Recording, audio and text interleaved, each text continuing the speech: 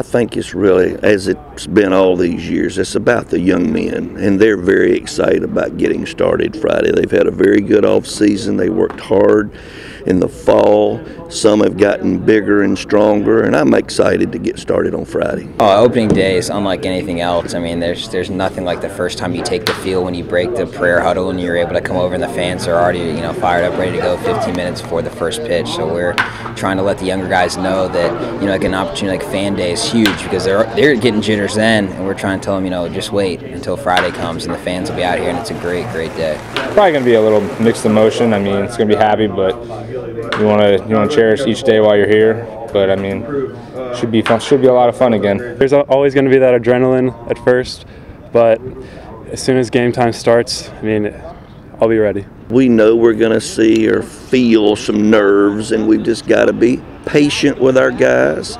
Most of them, of course, are returning players that have played in regional tournaments. So let's just hope that we can be a solid defensive team and pitch well, and that's things that you feel like you can control the majority of the time is the pitching and the defense. You don't know what the other guy's going to be able to do to you.